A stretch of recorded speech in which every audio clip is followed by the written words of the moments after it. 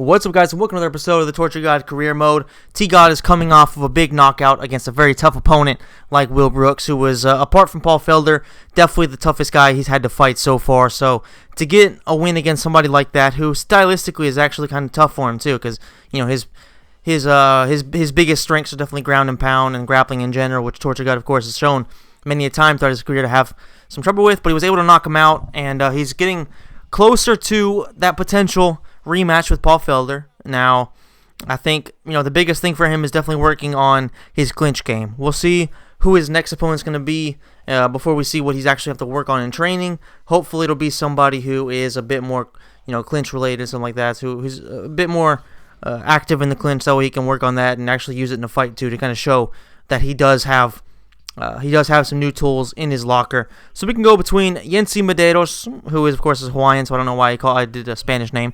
Mark Diakis, or Diakesi, whatever. I've never been able to pronounce this guy's name. Or we can go against Stanislav Bogdanov once again.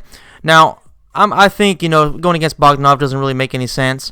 Medeiros has lower stats, so he's a little bit of an easier choice here. But let's go ahead and go with the toughest possible matchup. Somebody's going to really put us into some difficult situations, at least potentially could. And he's actually, he's a pretty formidable matchup, because he's a really good striker, and Torture God, of course, we know he wants to keep this fight on the feet. So it could be an interesting stylistic matchup as well. It could be an all-out war and a fast knockout for either guy. Till the tape, Diakis is only 1 year older. They have the same height, and Diakis has a slightly higher, has a slightly bigger reach. Now, not too much of a difference here. I think the biggest difference really is that Diakis is going to be more of a kicker, and Torture God's going to be more of, just a classic brawler, puncher kind of guy. He's more of a sprawl and brawl. So, of course, Torture God does open up with a kick, so he kind of puts that completely to bed. Barely misses with another cup. Well, I guess he did kind of land, but that time he lands with a big uppercut. He gets caught by a side kick, which I think this might be the first person that really throws side kicks. I don't think Paul Felder threw any in their fight. Torture God lands a leg kick, but he gets caught by a jab. Ooh, Diakis looks like he was going in for a takedown for no reason, and Torture God catches him with an uppercut. Diakis is landing with some nice combos. Torture God has got to keep himself calm. Diakis is a guy who, if he can start flowing with the counters, can really do a lot of damage. Torture God lands an overhand. Doesn't really do much damage, but the head kick. And Diakis is hurt. The overhand sends his ass packing, and he lands another head kick to follow it. Diakis is in deep shit right now. Torture God is landing huge combos as well. Going to the legs, going to the body. He misses wildly with an overhand. Diakis looks like he's kind of just trying to walk it off, and see if he can recover. He lands a huge combo on Torture God, but Torture God lands overhand. Is it over? It is over.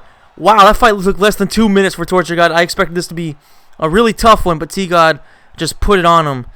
Diakis landed some nice combos, but Torture God, his chin is still holding up, and he was just putting on him. He put up the pressure in the Saitama Arena, too, so this happened in Tokyo, Japan. Pretty weird. I don't know why Torture God would be in Japan, but, I guess they do have some absurd torture techniques over there, or they used to anyway. Now they just watch they play with Hello Kitty dolls. But anyway, so Torture God just destroyed this guy. I think, look at that, jab, overhand. It was just a perfectly placed overhand, and that jab was just it was really just perfect, too. Look at this, the finishing. This ground and pound looks really soft. His head's not even moving backwards. So, Torture God was probably going soft on him, but that one completely put him away. And Torture God is Godendo. So, I think the next fight is going to be against Paul Felder, and since that was pretty quick, we will be doing it in this video. Of course, poor Diakis can't believe it. He got beat down in such brutal fashion. Damn Miragliotta. Doing what he pretty much always does at this point, which is lifting up the arm of the one and only Torture God. That's his 7th finish, I think. Maybe his 7th knockout or his 7th finish in general. Regardless, he's been getting a lot of finishes, and he is well on his way to being one of the most prolific knockout artists in UFC history. Look at this. Diakis didn't really do a whole lot there. Let's see. That's 7 knockouts, of course, with the 2 submissions, so 9 finishes. He's getting there. It's 13 knockouts and 15 finishes are the records. It's going to be tough to get there depending on his longevity, because it's only at 62%. But I feel like Torture God can definitely get there if he can start winning knockouts like this. This fight took less than 2 minutes. If he can start doing that regularly, then it's going to be really good for him. All right, so it is time for the fight. Paul Felder versus Torture God. Look at Felder's stats. I think that the grappling actually doesn't really show just how good he is, because they also involve and put like jiu-jitsu and stuff like that in the grappling category. But his clinch game is just insane. You saw that in the first fight. If you haven't seen it, definitely go watch it, because it was one of the most insane knockouts I've ever seen in this game. It was just a jumping knee, perfectly placed on Torture God's chin, put him to sleep. So this is an opportunity for Torture God to avenge that loss. He's already avenged the only other loss he's had in his career against Bogdanov. And if he does win this, then he's going to be in the top 15. So he's going to be hopefully getting some more money, and he's going to get himself close to a title fight, so, or at least, a title eliminator. So it'll be interesting to see if he does actually get past Paul Felder. No touch of the gloves here, because they do have a bit of a beef going. Felder, he showed in that first fight that if he gets to the clinch, he's going to be way better than Torture God, who has been training a lot of his clinch grappling. But another thing to take into consideration, that is at kicking range, Felder is an absolute animal. Oh, the Torture God lands the first head kick. This could be huge. We saw at the end of the fight. Oh, he's going straight for the kill, wants to finish this, but Felder survives. And like I was saying, we saw in the first fight, Torture God at the end of it was starting to land some big shots and really had Felder at risk of getting knocked out. But Felder timed him with that jumping knee and put him to sleep. So if Torture God can build up confidence from that, alongside the confidence he has to be building up by beating down Felder so far in this round, then he can definitely put... Oh, Torture God gets caught by a counter. It doesn't even look like he's rocked. His stamina was just completely fucked. But Felder gets caught by a head kick. His defense has been awful in this one. Torture God with an overhand. Can he drop him again and look for the finish against the cage? In the clinch, but this time I think it was actually Felder that broke out of it, which is kind of strange. That's where he should be wanting to stay. He can land those knees, he can land elbows on the break. He's definitely got a huge advantage there. But Torture God is doing a great job in this one. He's exploiting some of the things he must have learned against Felder in that first fight. Felder lands another knee. He has to watch out for those as Torture God.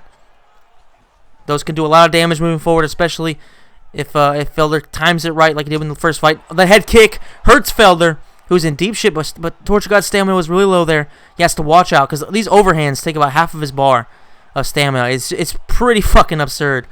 You would think that somebody who has actually pretty good stamina stats at this point shouldn't get so tired of just throwing these little...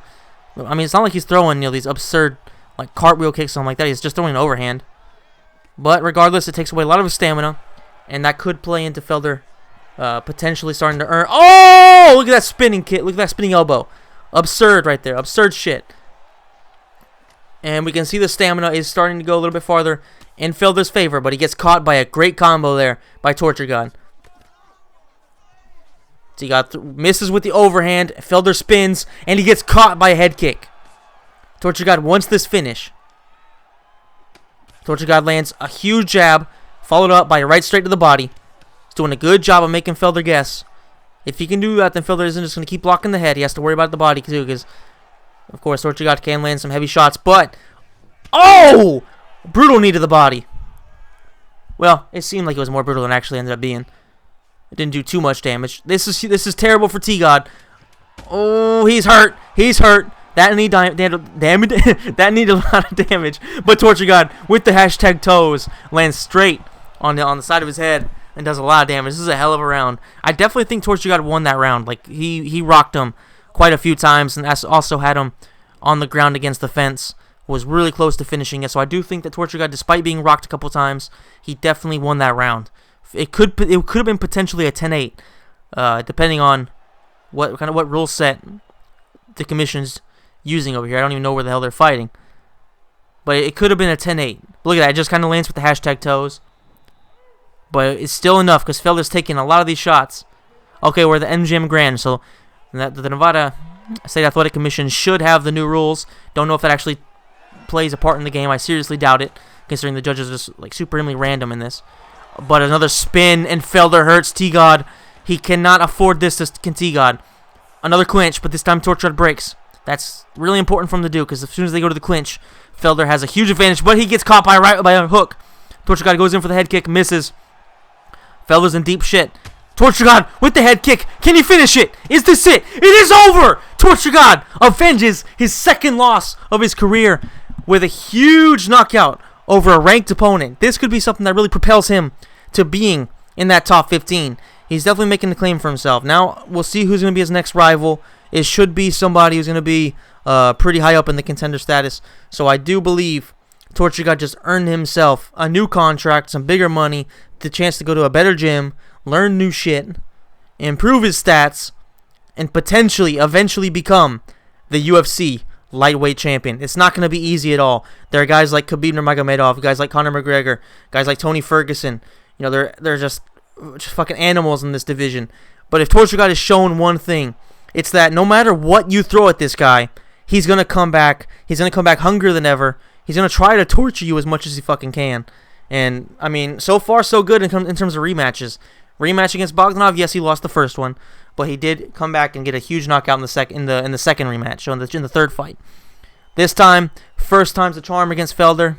In terms of rematching, of course, he got brutalized in the first one. But he learned a lot there. He really saw that he has to work on his grappling in the clinch. And yes, he got caught by a huge knee. And, of course, he got caught by plenty of shots in the clinch, even in this fight. But he still did a lot better job there. He was able to break out a lot faster.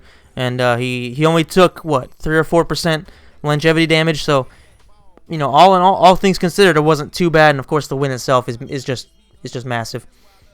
So everybody's just bragging about how Torture God is one of the best in the world. They've been knowing this for a long time. The pretenders have been acting like he's not. Everybody knows, though. Everybody knows deep down, this guy is one of the best lightweights in the world. He's still only making chump change, though. 27 for show, 30,000 for win. So it's still only $50,000 if he actually does win. So he's still making pretty low money. Let's see who it's going to be. The next rival, it is Tony Ferguson. And on that note, I'm going to end this video, guys. I hope you enjoyed it. If you did, please smash the like button, subscribe to the channel, hit the notification bell, that way you get a notification every time a video comes out, and I'll see you in the next episode.